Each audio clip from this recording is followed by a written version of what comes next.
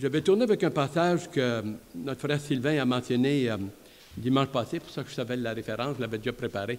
Ézéchiel, chapitre 36, le verset 25, à quoi, Sylvain? 27. Oui. Je vais le lire pour vous, disons, des fois c'est un peu de difficulté pour certains de le trouver. Je vous donnerai, ça c'est l'Éternel Yahvé qui parle, je vous donnerai un cœur nouveau. C'est quand même fantastique, ça. C'est pas l'argent qui fait ça. C'est l'Éternel qui parle à Israël et il va faire quelque chose de nouveau. Je vais vous donner un cœur nouveau et je mettrai en vous un esprit nouveau. Deux choses fantastiques. Un esprit nouveau.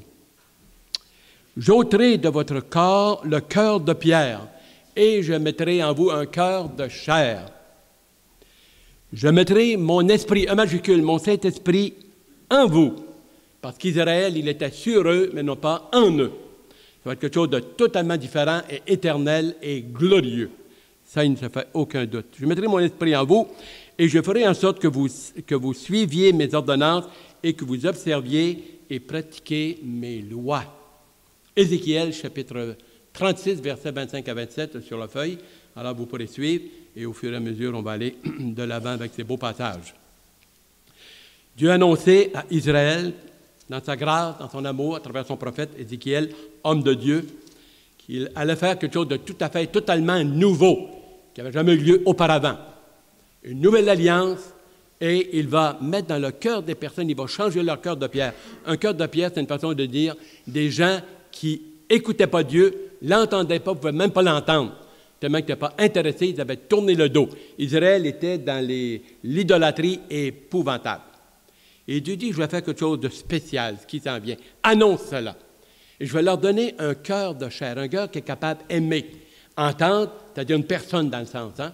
Une foi qui est capable de m'écouter, croire et vraiment vibrer, et vraiment, là, on va avoir un cœur à cœur ensemble. Et c'est ce qu'il a fait. Malachie annonce que Dieu va envoyer un précurseur, Jean-Baptiste. Et là, je vous invite à tourner dans Matthieu, chapitre 3, versets 1 à 10. Je vais vous le mentionner un peu de mémoire, mais également, on va le lire. Jean-Baptiste, il est né 6 mois avant Jésus-Christ. Il a passé beaucoup de temps dans le désert à méditer, à rencontrer Dieu, eu des révélations. Et au moment vraiment propice, il est dit dans Galates 4, verset 4, que lorsque les temps furent accomplis, merci, Christ est né d'une femme née sous la loi. N'oublions pas, sous la loi. Galates 4, 4. Alors, il vient avec un message envoyé par Dieu, rempli de l'Esprit Saint. En ce temps-là parut, ça c'est Matthieu chapitre 3. En ce temps-là parut Jean-Baptiste prêchant dans le désert de Judée. Il disait, repentez-vous, changez de vie, convertissez-vous. Ah, c'était un peuple qui avait une religion, mais leur cœur était dur comme de la pierre vis-à-vis de Dieu. Comme disait un peu Marilyn, elle faisait sa petite vie, ils faisaient leur petite vie, le dos tourné à Dieu, comme ça n'existait pas, mais ils étaient pieux. Ça faisait bien, ça calmait la conscience. Repentez-vous, changez de vie, manifestez-le dans votre sincérité si vous êtes sincère, parce qu'ils attendaient un Messie quand même. Et puis, le passage nous donne ici, là, le verset 3 jusqu'au verset 5, quelle sorte de personnage, son habillement, parce qu'il leur symbolisait un peu Élie, le prophète qui était venu à Israël, qui était dur et endurci. Et Ézéchiel, là, c'est à la fin, avant que Dieu rejette totalement Israël. Il a fait encore plus là, avec le Seigneur, et c'était vraiment un cœur. Et alors, il lui demande de vraiment manifester publiquement et officiellement leur cœur, leur repentance et de s'humilier. Et alors, les foules venaient, ils l'écoutaient, il y avait leur oreille pour une fois. C'est quand même beau, ça. Et ils se firent baptiser, une foule, beaucoup de monde. Et puis, il y a des scribes et des pharisiens, des religieux, tout ça. On ne va pas partir en guerre, là. Il y en a qui s'insèrent parmi eux autres, là.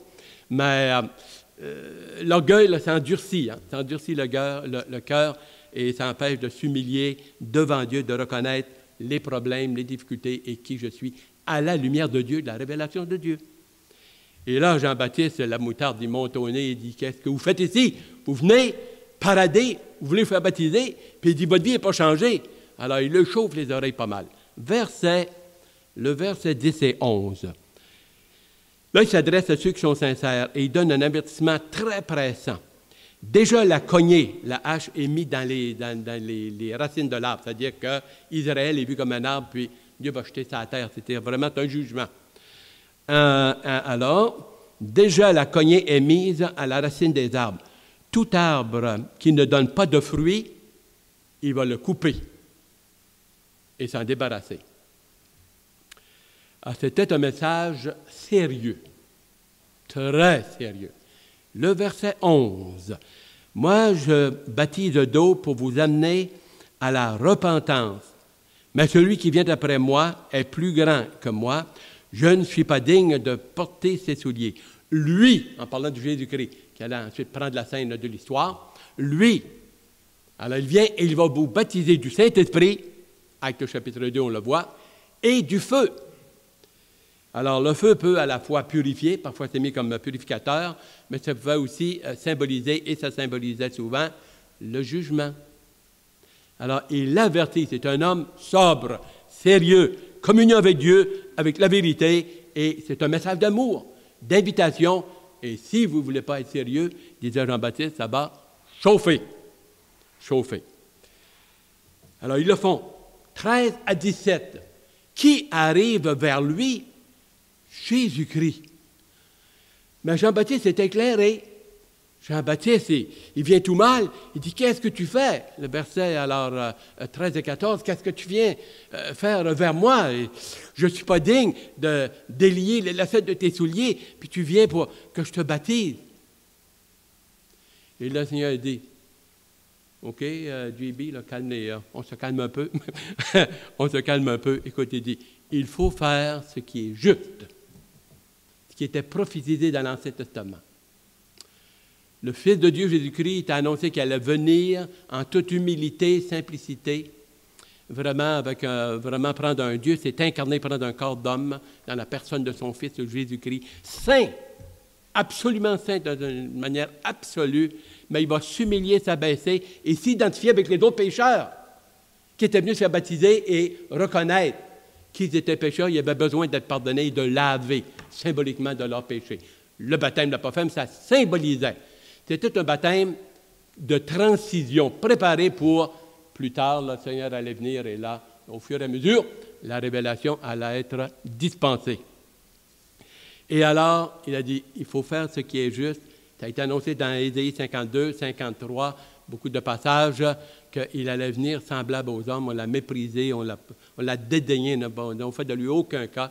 Et vraiment comme si c'était un nobody. Pensez-y. Alors, quand il s'est fait baptiser, il s'est identifié avec la culpabilité, avec les péchés du peuple d'Israël et finalement avec le monde, nos péchés, par anticipation. Par anticipation. Et Jean-Baptiste, obéissant, l'a baptisé. Le verset 16. Et voici baptiser les deux dans l'eau. Hein, ça n'a pas été aspergé, c'est dans l'eau. Baptizo vient du mot, le mot grec baptizo, qui veut dire plonger, submerger dans du liquide. Soit de l'eau, ça peut être, mais là c'est du liquide, c'est de l'eau. Et alors, le Seigneur et Jean-Baptiste dans l'eau, Jean-Baptiste a baptisé le Fils de Dieu. À partir de là, il s'est aligné vers Golgotha. 3 ans et demi de vraiment un ministère public. Prêcher, proclamer, inviter, faire des miracles et vraiment montrer le cœur, l'amour de Dieu. Philippe a dit, montre-nous le Père, montre-nous le Père. Écoute, Philippe, ça fait 3 ans que tu me vois, tu n'as pas reconnu les qualités, les attributs du Père. Tu ne les as pas vus en moi? Oh oui. Oui. Et alors, il sortit de l'eau, et voici une voix fit entendre des cieux ces paroles. Celui-ci, le seul, celui-ci est mon Fils bien-aimé, en qui j'ai mis toute mon affection. Et des passages dans Luc qui a dit, écoutez-le. Celui-ci, témoignage du Père, le Fils est dans l'eau, et le Saint-Esprit vint alors, il descendit sur le Seigneur comme une forme de colombe. Le Saint-Esprit est invisible et le Père aussi est invisible. Seulement que le Fils de Dieu qui est venu en chair. Il commence son ministère. Jean-Baptiste, précurseur, prépare le terrain, prépare les cœurs, et ce n'est pas un baptême qui sauve, mais ça prépare, ça dispose les gens à être plus ouverts au message total du salut de la part de Jésus-Christ. Alors ensuite, si vous voulez tourner, je vous le mentionne, c'est dans Jean chapitre 3. Le Seigneur commence son ministère, des miracles, prédication, invitation, sermon sur la montagne. Et puis, il rencontre un homme pieux, Nicodème. Nicodème vient le voir, il avait entendu parler de lui, puis il dit, on sait que tu fais des miracles. Personne ne peut faire les miracles que Dieu fait si Dieu n'est avec lui. Et Nicodème, il lui dit, ça c'est dans Jean chapitre 3, 1 à 10, écoute Nicodème, il faut que tu naisses de nouveau si tu veux voir le royaume de Dieu, la puissance de Dieu, et vraiment le voir dans ta vie, dans ton cœur. Et Nicodème dit, naître de nouveau, il est perdu, lui, là. Il est complètement perdu. On dit, comme on dit, je ne sais pas trop, il devient gaga, là. Et le Seigneur dit, oui, alors c'est une vérité extraordinaire. Voilà un homme qui a le cœur de pierre, il est orgueilleux, il est imbu de lui-même. Théologien, imbu de lui-même. Le Seigneur dit, il va falloir que tu naisses 2 fois. Physiquement, tu l'es, OK, on s'arrangerait avec ça. Mais il faut que tu naisses de nouveau, une régénération spirituelle. Spirituelle. Ah, oui. Oui, ça va prendre un miracle dans ta vie. Ce qui est né de la chair, de la nature pécheresse, ça va toujours alors désobéir à Dieu et c'est impossible par nous-mêmes. Et ce qui est né du Saint-Esprit est spirituel, ce qui est né d'en haut. Il faut que tu naisses de nouveau, Nicodème. Comment est-ce que c'est possible? Il est assez perdu, hein, il ne le comprend pas. Et le Seigneur le montre, ça va être par l'action du Saint-Esprit dans le cœur d'une personne. Comme il l'a fait pour cette jeune demoiselle, comme il l'a fait pour nous, pour moi et pour ceux et celles qui ont goûté et qui ont passé par cette expérience, la régénération. Un miracle de la grâce, de l'amour de Dieu dans le cœur d'un individu qui avait le dos tourné à Dieu, il faisait sa propre vie, son petit orgueil, son petit Dieu. Et maintenant, Dieu dit, le vrai Dieu, tu veux commencer à l'honorer, à l'adorer, là que tu commences à reconnaître de la manière qu'il te décrit, qu'il te voit, ton besoin de lui, et ouvrir ton cœur. Et là, il va prendre ton cœur de pierre et il va te donner un cœur d'amour. Tu es capable de l'aimer, de l'écouter, de lui obéir. Par toi-même, tu n'es pas capable, Nicodème. Ah oui, tu n'es pas capable par toi-même. Il faut que tu ouvres ton cœur. Merveilleux. Merci Seigneur. C'est absolument cela. Il est dit dans Tite, là, vous avez les références, dans Tite, chapitre 3, le verset 5, et alors il parle du bain de la régénération et du miracle du Saint-Esprit dans le cœur d'un individu. C'est ce que Dieu avait dit à travers son serviteur Ézéchiel, et c'est ce qu'il fait. Et maintenant, il y a des centaines de millions de personnes qui ont goûté à Jean chapitre 3.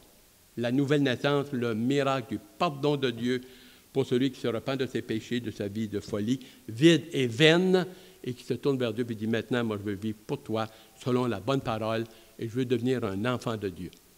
C'est assez fantastique. Avec cela, on vous invite à tourner dans Matthieu 28, à le Seigneur, avant de partir dans la dernière semaine, Matthieu 28, versets 18 à 20, il donne un message, il laisse une mission à ses 12 disciples, ses 11, et puis, parce que Judas était mort, et le message qu'il leur donne est ceci. Tout pouvoir m'a été donné dans les cieux et sur la terre. Là, il commence à prendre son autorité, et vu qu'il va mourir déjà par anticipation, il dit alors, comme étant fils de Dieu, là, il va commencer à prendre le contrôle de cette humanité perdue, mais perdue. Et lorsqu'on regarde la télévision aujourd'hui, on est obligé de dire, on vit dans un monde, ça va sauter. C'est un monde perdu sans Dieu. Sans Dieu. Tout pouvoir m'a été donné dans les cieux et sur la terre. Allez! The Great Commission. Allez! C'est un mandat d'aller. Allez et faites de toutes les nations des disciples. Un disciple est quelqu'un qui est discipliné par un maître, qui se met à l'écoute des paroles de ce maître, cet enseignant ou ce docteur ou celui que vous acceptez comme votre leader ou votre gourou ou je ne sais quoi dans ce monde ici. Mais lui, c'est le Fils de Dieu. Allez et faites de toutes les nations des disciples. Des gens que Dieu a fait un miracle dans leur cœur. Et ceux-là, ils sont enseignables. Et enseignez-leur à observer tout ce que je vous ai prescrit. Et voici, je suis avec vous tous les jours jusqu'à la fin du monde ou à la fin des âges. Ça, c'est le mandat qu'il leur donne. Si on regarde dans Romains, j'aimerais vous inviter, chapitre 6, le verset 1 à 4, pour ceux qui ont apporté le Bible ou qui l'ont avec eux. Alors, nous avons Romains chapitre 6, 1 à 4. Que dirons-nous donc? Demeurons-nous dans le péché afin que la grâce de Dieu abonde? Loin de là. Nous qui sommes morts au péché, parce que là, il parle maintenant comme un sauvé, sauvé de la condamnation du jugement de Dieu, mais vraiment un miracle d'amour dans son cœur. Alors, loin de là, nous qui sommes morts au péché, comment vivrons-nous encore dans le péché, dans la vieille vie avant qu'on avait auparavant? Ignorez-vous que nous tous qui avons été baptisés en Jésus-Christ, en son nom, placés là, dans sa grâce et vraiment là, recouvert de la justice de Christ, lui appartenant maintenant, c'est appelé d'un sens spirituel, baptisé en Christ, c'est en sa mort que nous avons été baptisés. Nous avons donc été ensevelis avec lui par le baptême en sa mort, afin que, comme Christ est ressuscité des morts par la gloire du Père, de même nous aussi, nous marchions dans la nouveauté de vie. En effet, nous qui sommes devenus une même plante, identification, identité, on est identifié avec lui lorsqu'on se convertit. Comme elle a été avec le vieil Adam, là, de Genèse chapitre 3, Adam et Ève, et que lui, il a péché et l'humanité potentiellement. Alors, on a hérité, un héritage, triste héritage d'une nature pécheresse. En Jésus-Christ, lorsque le Père nous place en Jésus-Christ, on a un héritage et on devient héritier et on devient uni dans la personne, dans ce qu'il a fait, ce qu'il a subi, et même dans sa résurrection. Et on termine avec juste avec le verset 5. En effet, nous qui sommes devenus une même plante avec lui, conformité, par la conformité à sa mort, nous le serons aussi par la conformité à sa résurrection. Participation et appartenance. Appartenance. Je vous ai donné ici dans Galates chapitre 3, le verset 28, il est dit, alors il y a en Jésus-Christ, à partir du Nouveau Testament et de cette nouvelle alliance, il n'y a plus là, ni juif, ni grec, ni l'histoire de religion, et puis de parti pris, puis de choses semblables. Dieu a nivelé ça par la base. Il a fait maintenant à chaque personne qui vraiment a goûté au pardon et au salut de Dieu. Il fait de nous une grande famille spirituelle. Pour l'instant, ça commence dans le cœur, ça commence dans l'esprit. Et un jour, les effets vont être même dans le corps. Et éventuellement, la terre va être transformée. Alors, il est mentionné qu'il n'y a plus ni juif, ni grec, ni esclave, ni libre, mais nous sommes tous une grande famille. Et la parole nous dit dans Corinthiens 12, verset 13, par exemple, alors nous formons un seul corps spirituel, un seul baptême, une seule famille, un seul Saint-Esprit, une seule vérité, un seul Sauveur. C'est l'unité. C'est l'unité. Et c'est ce qu'il mentionne. Avec cela, ça débouche, ça débloque. Il y a Pentecôte dans Actes chapitre 2, et puis l'apôtre Pierre, animé du Saint-Esprit, et arrive exactement ce qu'il avait dit. Le Saint-Esprit vient, il se fait des miracles. Israël et le peuple se posent des questions. Qu'est-ce qu'il faut faire? On a crucifié notre Sauveur. On est mal pris. Qu'est-ce qu'on va faire? Et alors l'apôtre Pierre dit, repentez-vous et convertissez-vous. La même chose que Jean-Baptiste, la même chose que le Seigneur. Les premières paroles que Jésus-Christ publiquement a mentionnées, repentez-vous et convertissez-vous. Il y en a qui vont se repentir et ne se convertissent pas. Changent un petit peu, là, ajustent leur vie, mais pas de conversion.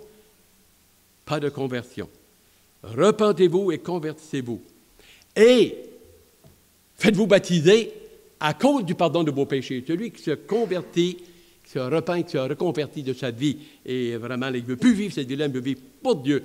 Une vie de sainteté, vérité, dans la parole, et vraiment, le Seigneur vient, son Sauveur est le maître de sa vie. Bien, qu'est-ce qu'il doit faire? Le manifester publiquement, officiellement, non pas en cachette, publiquement. Et faites-vous baptiser à cause du pardon de vos péchés. Et sauvez-vous de cette génération, alors qui a été mentionnée. Vous avez chapitre 3, 19 et 20, la même chose. Convertissez-vous, repentez-vous et convertissez-vous. Si vous voulez, on tourne dans Actes chapitre 8. Actes chapitre 8 est vraiment intéressant. Une expérience qui a qui est arrivée là. C'est pas souvent qu'on prêche là-dessus, mais disons, on expose. Moi, je me suis réjoui vraiment, là. Hey, c'est quand même fantastique, ça. Actes chapitre 8, verset 5, là, allez jusqu'au verset, on va passer vite au travers, 5 à 8. C'est Philippe qui arrive dans la ville de Samarie. Il prêcha le Christ, le Sauveur, veut dire Messie, et le Sauveur, celui qui sauve et que Dieu a envoyé, mandaté. Il prêche la parole de Dieu. C'est un évangéliste, c'est un diacre. Actes chapitre 6, verset 5, il est nommé diacre, puis plus tard, il y a un ministère rempli du Saint-Esprit, puis il prêche. Il n'y a pas honte, il n'y a pas peur, ça boum. Ah oui, par là. Et le village est vraiment bouleversé. Bouleversé. La foule tout entière était attentive à ce que disait Philippe lorsqu'ils apprirent et virent les miracles qu'il faisait. C'était accompagné pour le mandater puis prouver que c'était un homme de Dieu à ce moment-là. Après que ça a été prouvé à plusieurs reprises et très connu et reconnu, alors Dieu a arrêté ça. À un moment donné, là, on marche par la foi et non par la vue. Et puis, il y a eu un travail, les gens se sont convertis et ça a été un réveil extraordinaire. Cœur de pierre, un cœur de chair, un cœur d'amour, un cœur qui écoute, qui est à la voix de Dieu, qui a soif de la vérité, de la justice, de la sainteté. Tu ne trouveras pas sur la terre. Et puis, ce qui arrive, c'est, verset 9, il y a un personnage là, qui était là, lui, en Samarie, un nommé Simon. Oh, le magicien. Hein, c'est pas ça. Il faisait toutes sortes de petites gamiques, toutes sortes de petits miracles, puis des affaires diaboliques, là. Et puis, il épatait jusqu'avant que Philippe arrive. Hein, à un tel point qu'il se faisait passer pour Dieu. On l'appelait, là, la puissance de Dieu. Hein, la grande. Hey, ça fait quand même. Alors, si Simon se pétait les bretelles, il endormait les gens avec toutes sortes de petits trucs, toutes sortes d'affaires et de mensonges. Avant ça, les gens étaient dans l'ignorance. Je ne veux pas dire qu'ils étaient stupides, qu'ils n'étaient pas intelligents. Je m'excuse.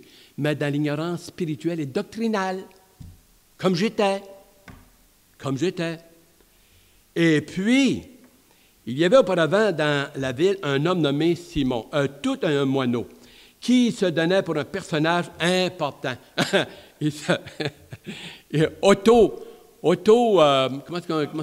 Autoproclamé. Merci, mon ami. Lui, il a de la lumière. Alors, autoproclamé, et puis les gens l'ont cru. Oui, d'en haut.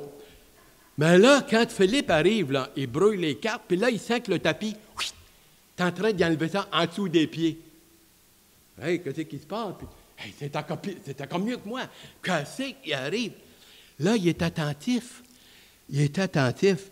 Depuis le plus grand, on continue. Le verset 11.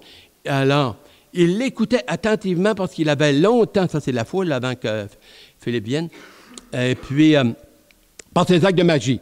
Quand ils eurent cru à Philippe qui leur annonçait la bonne nouvelle, parce que l'Évangile, là, parce que ce qu'on apporte, là, premièrement, ce n'est pas une accusation puis une condamnation, c'est un message de vie, d'espoir, de lumière, de joie et de bonheur.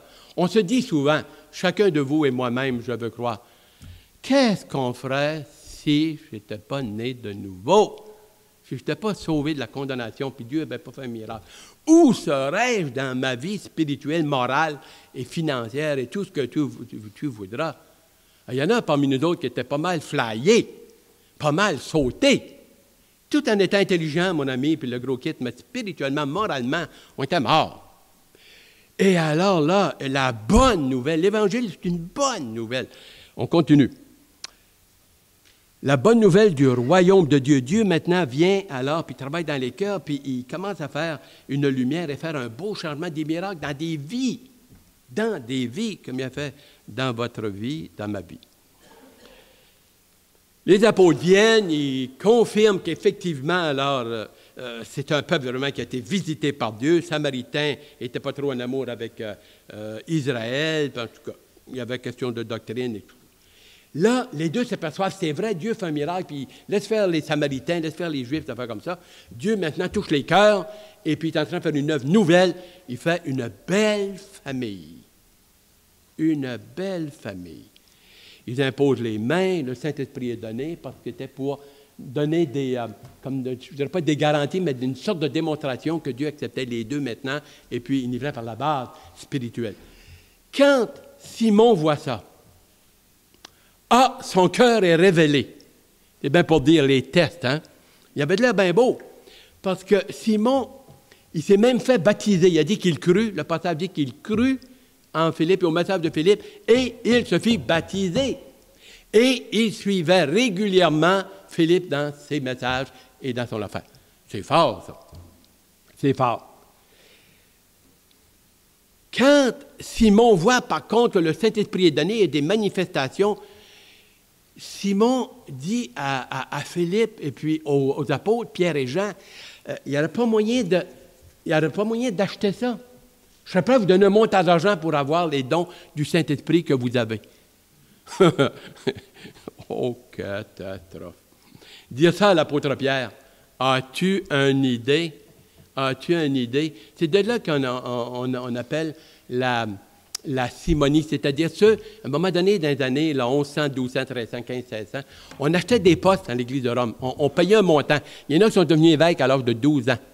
Des fermiers puis des gens riches qui avaient des garçons, ils payaient un montant, puis déjà, alors, il allait être évêque ou monseigneur, tout dépend du montant qu'on donnait. La simonie. On vendait des postes ecclésiastiques. L'histoire est là. On ne veut pas les lapider. L'histoire est là.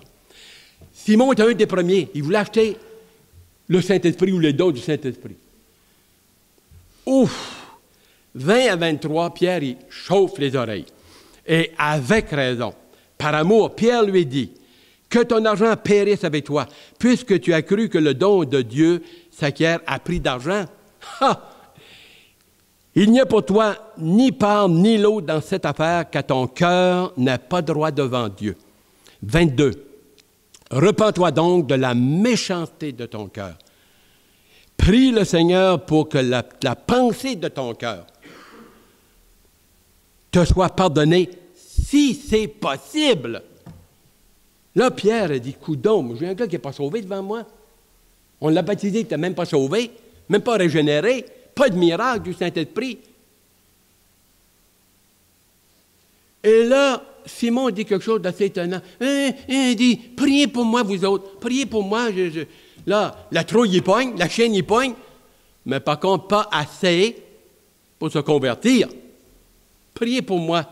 Il essaye de balayer ça là, à d'autres. Non. Pas certain que c'est un gars qui va être au ciel, ça. Pas certain. Alors, on va vers le dernier passage, est un autre personnage, totalement différent. Totalement différent. Toujours avec Philippe. 26 à 39, mais je vais juste prendre 2-3 références, vu que le temps avance et je vous comprends. Philippe continue, et là, l'Esprit lui dit, va sur la route de Gaza, il y a quelqu'un là qui a le cœur ouvert, et puis on va faire une belle job ensemble. Va, puis, alors, nous voyons que Philippe, un homme obéissant, il va dans cette petite route-là, dans le nord de Jérusalem, et puis il rencontre mon ami, toute une parade, beaucoup de chariots, puis un personnage très important, l'eunuque, le ministre des Finances de la reine d'Éthiopie, alors dans une ville, ça s'appelait Candace. Et puis, ça, c'est un personnage, écoute, hein? Elle n'était pas pauvre, là, alors, très important. Il arrive, et puis il voit qu'il y avait un livre ou un parchemin. Il court. Qu'est-ce que tu lis? Ah, il dit, je suis en train de lire une portion du livre d'Ésaïe, 53, 7 à 8. Et il répondit, comment? Philippe, il dit, est-ce que tu comprends? Puis là, il court, tu sais. Alors, nous voyons que l'eunuque dit, écoute, embarque, puis on va parler ensemble, on va jaser ensemble. Et lui lit le passage que nous avons au verset 32 et 33. Le passage est ainsi. Il est amené comme une brebis à la boucherie, comme un agneau muet devant celui qu'on le tond. Il n'a point ouvert la bouche. Semblable dans son humiliation, son jugement a été levé. Et sa postérité, qui la dépeindra? Des centaines de millions que Dieu va sauver. Sa postérité spirituelle. Ça parle de Jésus-Christ et ça parle des fruits de son travail, de ce qu'il a fait à la croix. L'eunuque dit à Philippe, je te prie, de qui parle-t-il? Et Philippe, ouvrant la bouche, à partir de ce texte-là, lui annonça la bonne nouvelle de Jésus-Christ sauveur.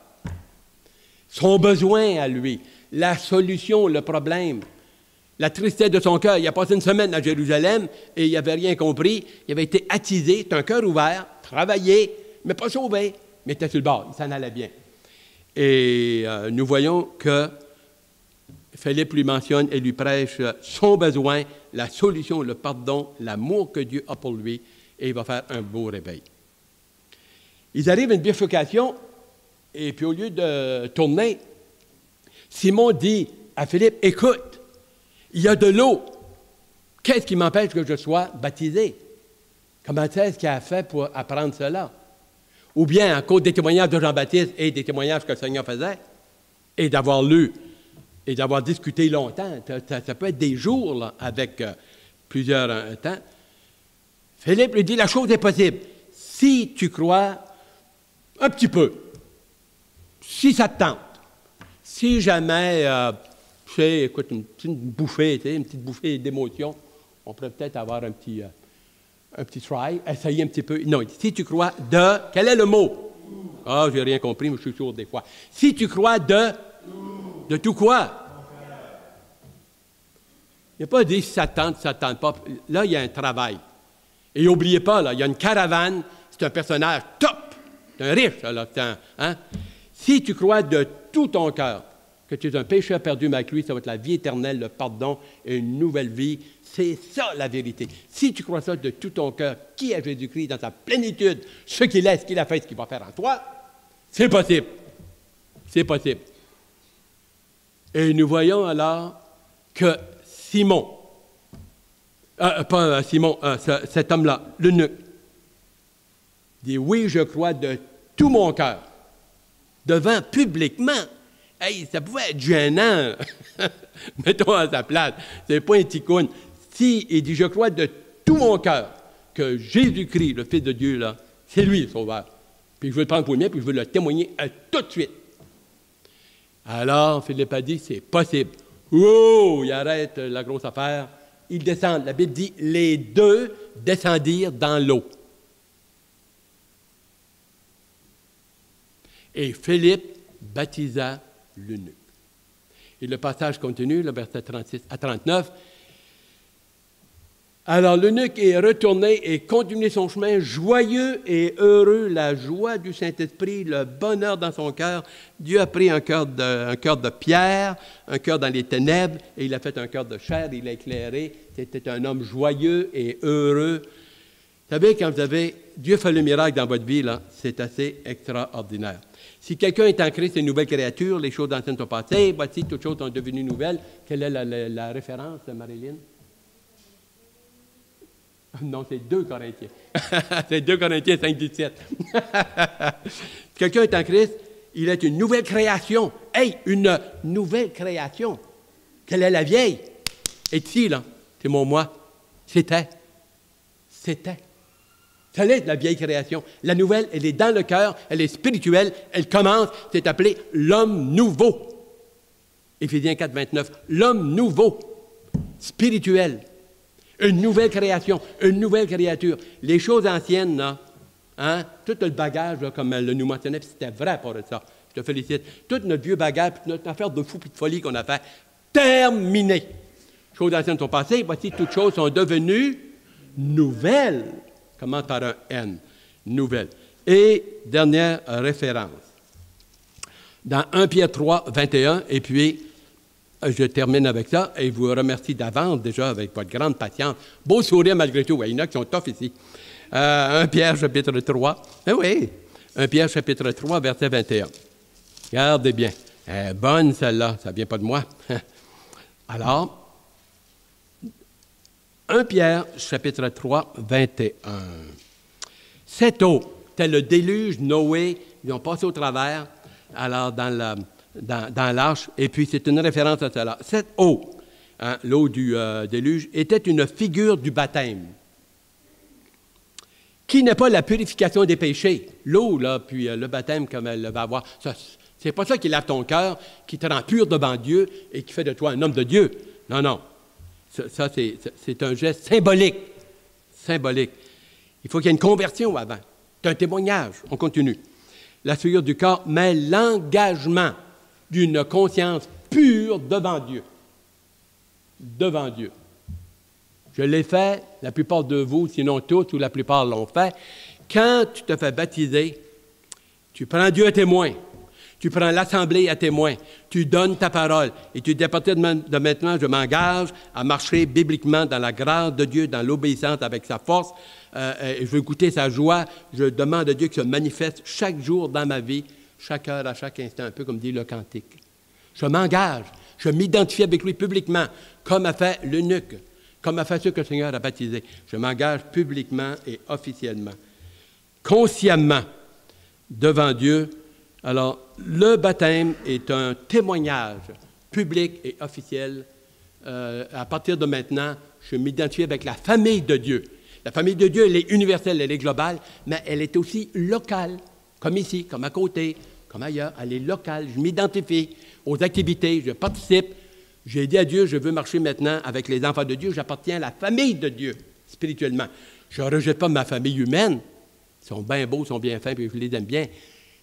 C'est une dimension spirituelle et dans l'au-delà, tu vas te laisser ta famille ici, mais pas celle qui est spirituelle. Pas celle qui est spirituelle. Peut-être qu'on fait ce baptême-là, je l'ai fait, et après 2, 3 ans, 5 ans, bon, ben, tu veux retourner à ton vieil Adam. Et j'avais dit au Seigneur, à partir de maintenant, c'est toi. C'est la parole, c'est la famille de Dieu, morale, spirituelle. Maintenant, c'est ça. J'ai tourné le dos. Et après, on veut retourner de nouveau, passer de la mort à la vie, des ténèbres à la lumière, et on veut retourner de nouveau vers les ténèbres et notre ancienne vie. C'est une coupure, c'est une identification maintenant avec Christ, avec les enfants de Dieu, selon la bonne parole de Dieu. La joie et le bonheur, et qu'un Dieu invisible se manifeste dans ta vie, dans les détails de tous les jours, ça t'apporte un bonheur que l'argent, il n'y a pas de l'Auto-Québec, il n'y a rien qui va acheter ça. Vous y avez goûté, vous y goûtez, et on aimerait que chaque jour, vous vous rappeliez, j'ai fait une promesse officielle devant Dieu, devant le peuple de Dieu. À la lumière de la parole de Dieu, je me suis engagé. Et Seigneur, avec ta grâce, c'est maintenant la voie que je veux suivre. Que Dieu nous accompagne, qu'il nous bénisse, qu'il nous fasse du bien et qu'il puisse bénir ce témoignage du baptême que nous allons avoir et celui-là qu'on a eu et qu'on a fait des engagements et des promesses à Dieu. Et le peuple de Dieu répondirent. Amen.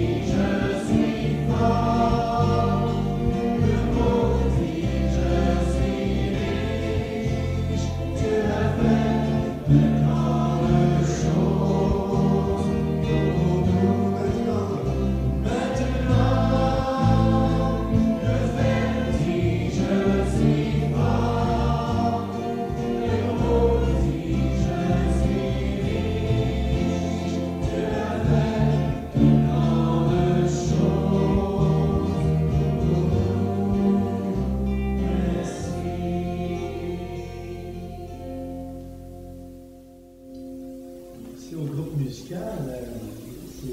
Merci Michel aussi pour le rappel. J'aimerais te demander de t'approcher, Michel, pour prier pour la fin de cette réunion. Également, la soupe qu'on va avoir en bas. Et ceux et celles qui ne connaissaient pas Michel, c'est de lui dont il est question, qui va donner son témoignage samedi matin prochain. Donc, de la finalité aux 400 coups. Il va donner son témoignage. Et je pense que même les gens qui te connaissent vont avoir des surprises. Est-ce que je me trompe? Peut-être. Je pense qu'il va y avoir certaines surprises. Je ne pense pas que c'est le même témoignage qu'il y a 10, 15 ou 20 ans. Non, du tout. Ça va être très différent, puis ça va être un temps béni. Donc, si tu veux, puis les gens aussi qui voudront aller saluer Marilyn tout à l'heure, elle va être là à la suite. C'est vrai.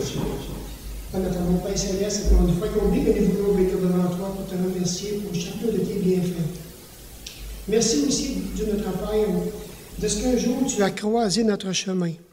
Tu as permis que nous puissions comprendre cette belle vérité profonde, que Jésus est mort pour nos péchés. Alors, Père, merci aussi pour cet appel que tu nous as fait dans chacun de nous, le fait de pouvoir reconnaître dans nos cœurs, dans nos consciences, dans nos intelligences, que nous étions en révolte, en colère contre toi. Et Père Céleste, tu nous as humblement accordé notre pardon que nous ne méritions même pas. Seigneur, merci du fond du cœur pour ce pardon qui vient de toi, ce pardon de tous nos péchés à cause de la mort expiatoire de Jésus à la croix. Non seulement cela, mais qu'il est ressuscité pour nous accorder ce merveilleux don gratuit qui vient de toi, qui est la vie éternelle. Oh Dieu mon Père, je veux te prier aussi pour Marilyn ce matin. Merci pour son témoignage. Merci pour sa vie. Merci aussi pour son cheminement. Merci parce qu'elle a eu ces enseignements qui viennent de toi dès sa jeunesse et de ce qu'elle a tourné son cœur vers toi. Merci pour tous ces enseignements si précieux parce que c'est une parole vivante, une parole efficace, tranchante, pénétrante. Seigneur, bénis cette jeune femme et protège-la aussi de tomber. Garde-la fidèlement auprès de toi. Cher Père Céleste, aussi, nous voulons, par reconnaissance auprès de toi aussi, te remercier pour cette nourriture déjà que tu as préparée, que plutôt que les cuisinières ont préparée pour nous, nous voulons vraiment être reconnaissants, sachant que tout vient de toi. Seigneur, bénis le doux temps de communion fraternelle que nous aurons les uns avec les autres. Merci encore, mon Père, pour cette belle bénédiction que tu nous donnes aujourd'hui, dans le début de l'année 2012, de voir qu'il y en a encore, mon Père, qui te cherchent, qui veulent tourner le cœur vers toi. Donne-nous la joie d'être des gagneurs d'âmes cette année en 2012 et d'avoir encore d'autres personnes qui prennent position pour toi. Merci, mon Père, pour tout l'honneur que tu nous fais d'être présent ce matin parmi nous. Nous te bénissons du fond de notre cœur. Au nom de Jésus, Amen.